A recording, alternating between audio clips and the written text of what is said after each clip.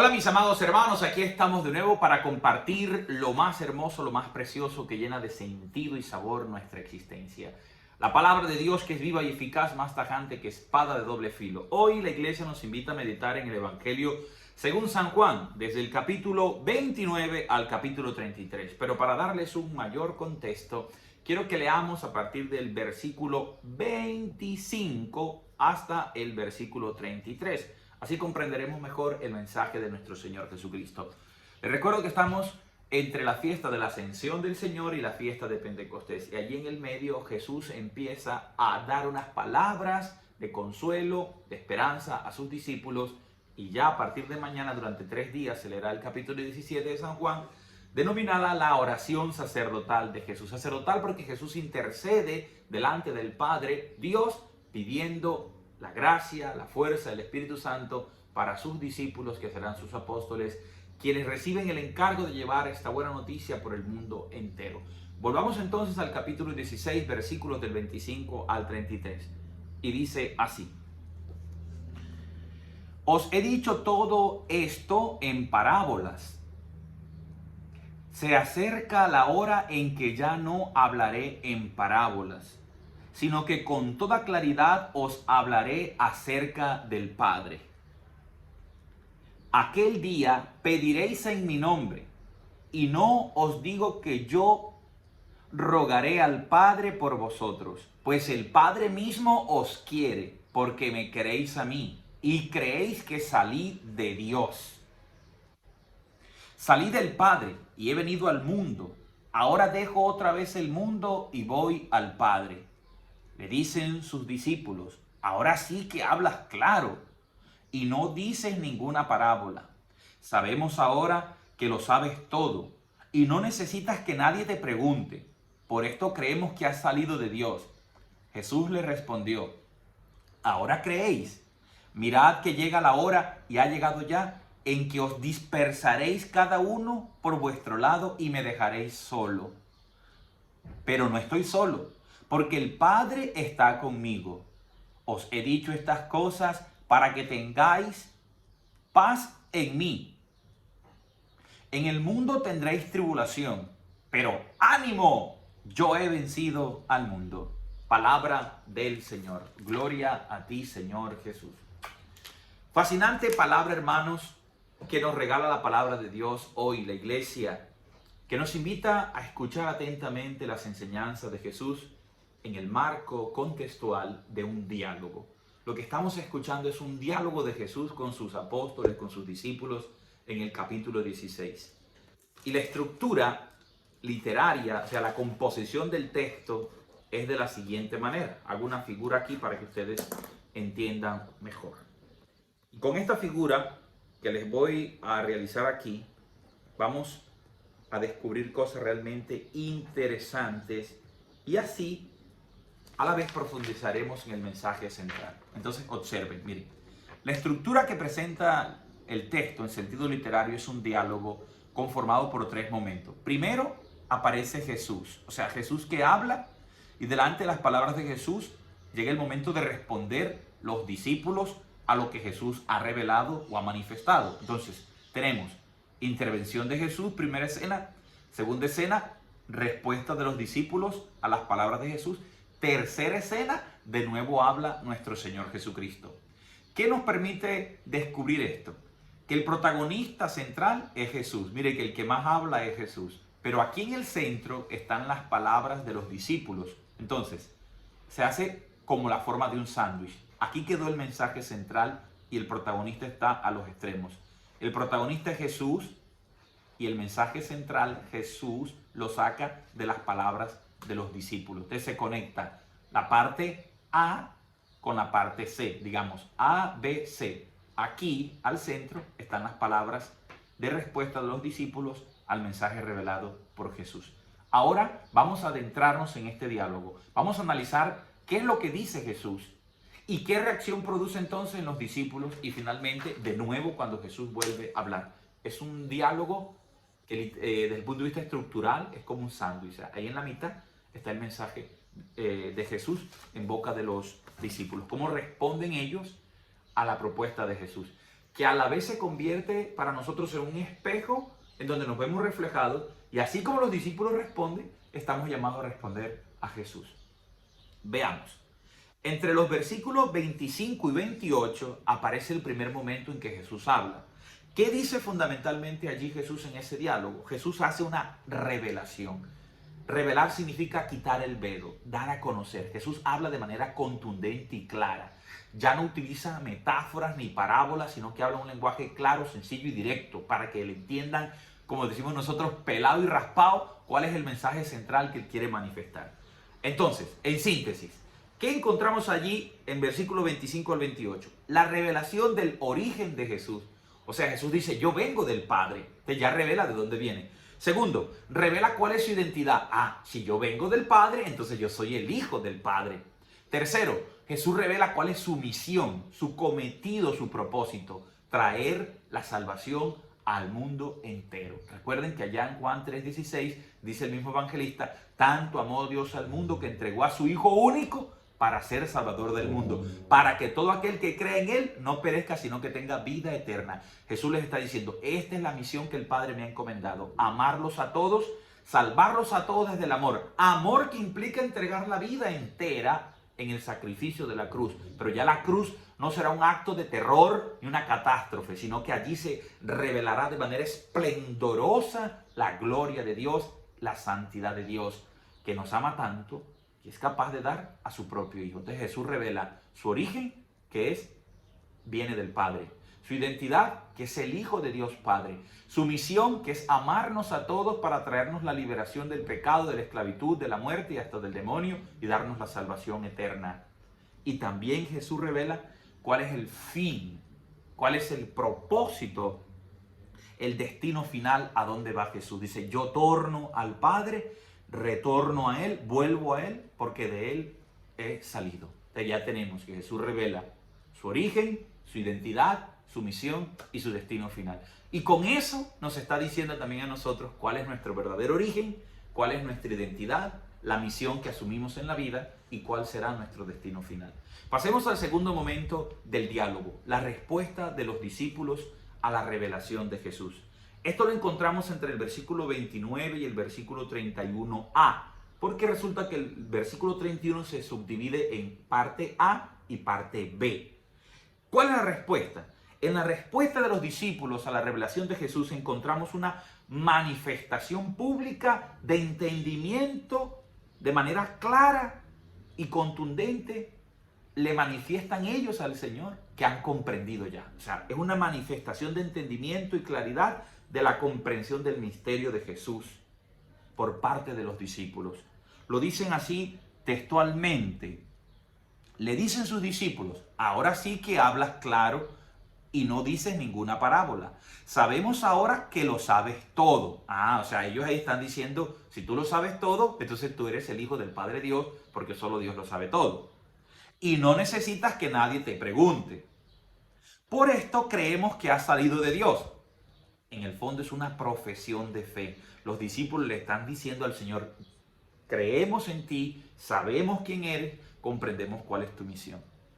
Por eso creemos que has salido de Dios. Hasta ahí llega. Pero resulta que Jesús no se queda callado. Dice, y Jesús le respondió, ¿ahora creéis? Viene de nuevo las palabras de Jesús ante la manifestación pública de parte de los discípulos.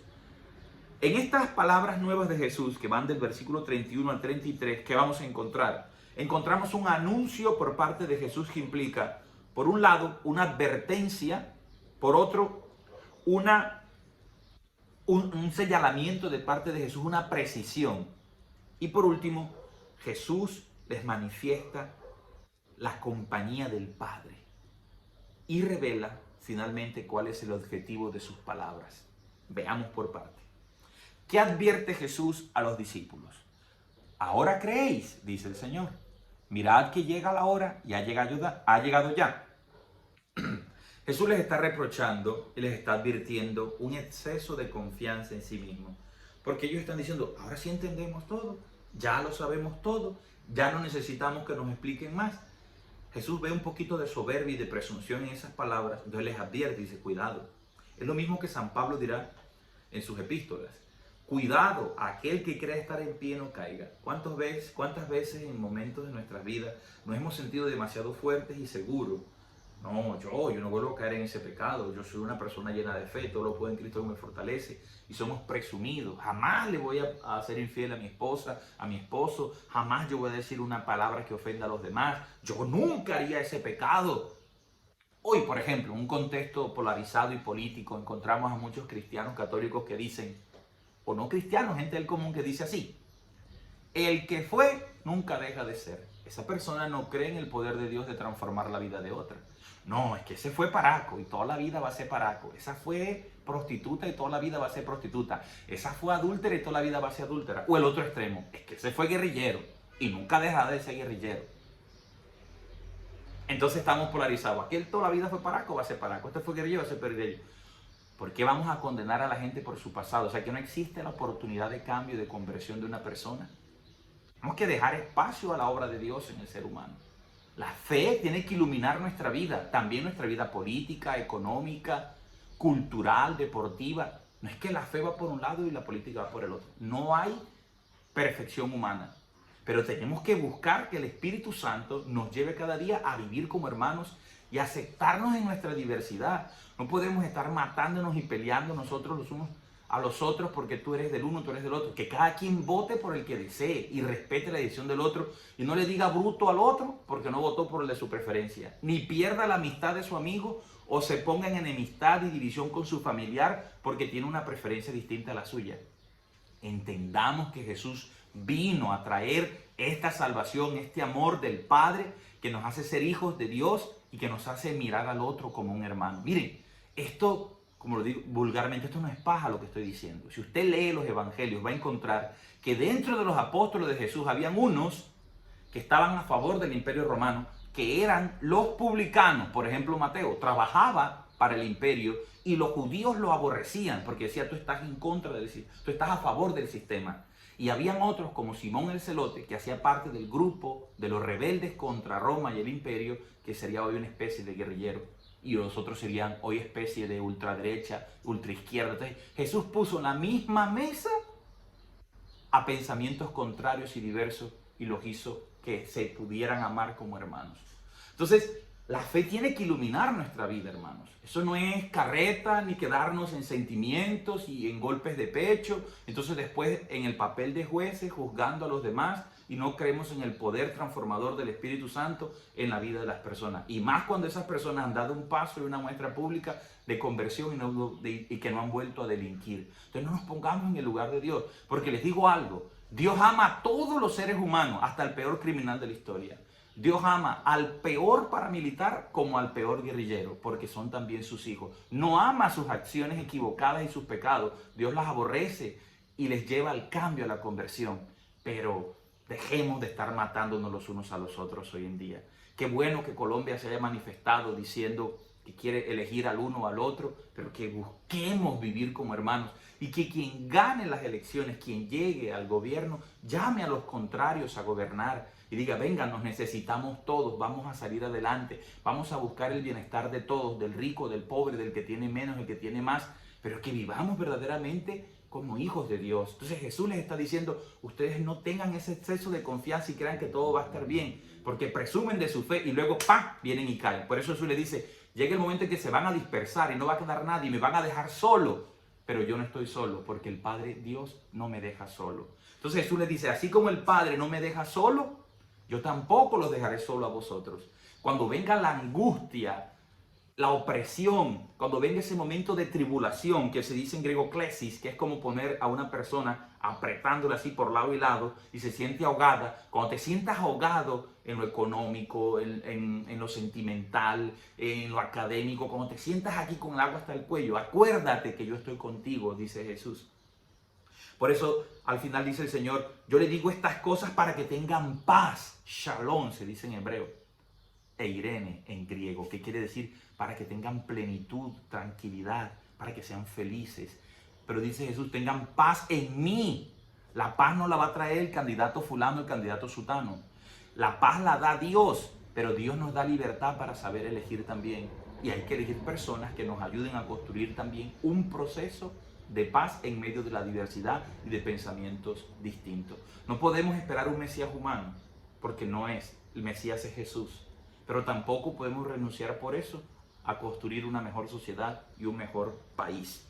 Tengan paz en mí, y a la vez dice Jesús, para que tengan ánimo en medio de la tribulación, para que no pierdan la fuerza que viene de lo alto, el Espíritu Santo, lo que celebraremos entonces en este Pentecostés. Pentecostés quiere unir a los hombres que el pecado y la soberbia ha dividido. Así como en Babel se dividen las naciones, ahora en Pentecostés Dios quiere unirnos a todos como sus hijos para que reconozcamos su paternidad y a la vez la fraternidad. Es decir, si yo llamo a Dios Padre, soy su hijo, el otro es mi hermano. Aunque piense distinto, aunque tenga miles de errores y pecados, Dios me invita a amarlo, a perdonarlo, a tenderle la mano, y aunque tengamos pensamientos, ideas y propuestas distintas, somos hijos del mismo Padre y estamos llamados a construir un bienestar común para todos, una mejor nación, un mejor continente, un mejor mundo, una humanidad nueva en la medida de Cristo Jesús. Quien tiene este espíritu puede vivir como Cristo. Esa es la gran enseñanza, que Jesús empieza hablando, revelando quién es Él, de dónde viene, cuál es su identidad, cuál es su misión y su destino final. Escucha las palabras de sus apóstoles, los corrige y los llena de valor, poniéndolos en la verdad, diciéndoles en lo que están obrando mal para que no se confíen tanto en sí mismos, sino que pongan su confianza en el Señor y sepan que es en Jesús de Nazaret donde van a encontrar la paz y van a tener ánimo en medio de la tormenta y de la opresión.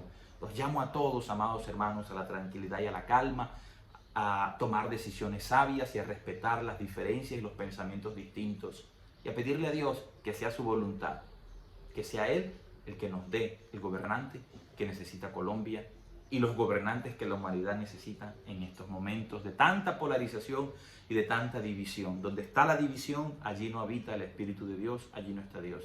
Dios quiere el amor, la unidad, la paz y la reconciliación para todos, amados hermanos. Entonces, no nos pongamos en el papel de jueces, porque no nos corresponde. El único que puede juzgar los pensamientos, las palabras y las acciones definitivamente es Dios. Y Él a todos nos ama. Y su rasero de justicia es diferente al nuestro. Su justicia es su amor, su bondad y su misericordia. Que el Señor nos bendiga, que el Señor nos guarde y que podamos vivir una fe auténtica, una fe que se expresa en la esperanza y que da frutos de amor. Chao a tutti.